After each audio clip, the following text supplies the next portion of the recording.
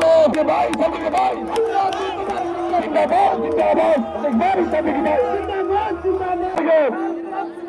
লাল গোলাপ শুভেচ্ছা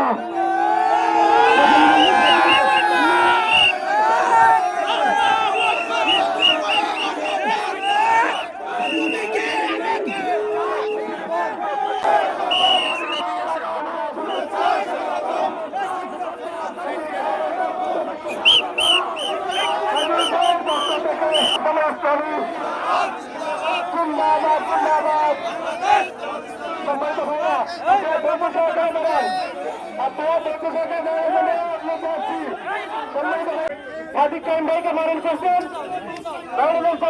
করছেন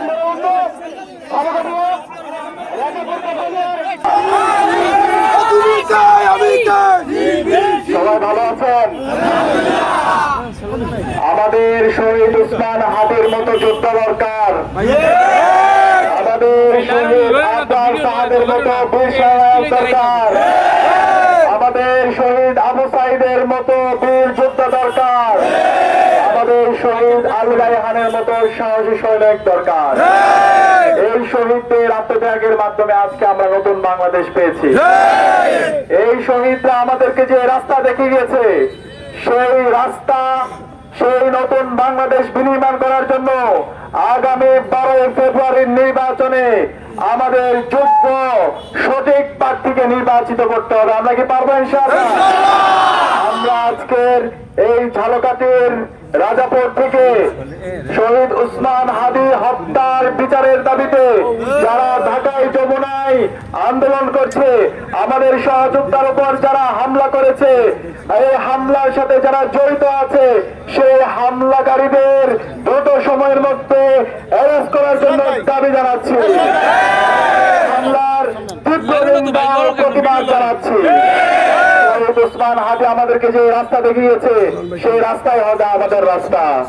উসমান হাদি আমাদেরকে দেখিয়েছে কিভাবে ইনসাফের পক্ষে কথা বলতে হয়, কিভাবে আজাদের পক্ষে কথা বলতে হয়, কিভাবে ভারতীয় আধিপত্যবাদের বিরুদ্ধে কথা বলতে হয়।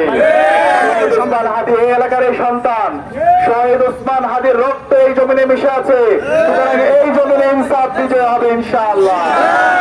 আমি উপস্থিতি আগামী 12 ফেব্রুয়ারি নির্বাচনে ইতিমধ্যে বাংলাদেশের তরুণরা ইনসাফের পক্ষে অবস্থান নিয়েছে। বাংলাদেশের 5টি যে ছাত্র সংসদ নির্বাচন হয়েছে, সেই নির্বাচনে বাংলাদেশের 4 কোটি তরুণরা তারা ইনসাফের পক্ষে অবস্থান নিয়েছে। আগামী 12 ফেব্রুয়ারি ইনসাফের প্রতিনিধিরা, দাঁড়িপাল্লার কান্ডারীরা, ডাক্তার ফয়জুল হক ভাইরা ব্যাপক ব্যবধানে বিজয় হয়ে আপনারা কি থাকবেন? আমরা এই ঝালকাঠির 2টি আসন আগামীর বাংলাদেশের প্রধানমন্ত্রী ডাক্তার শফিকুর রহমানকে ব্যাপক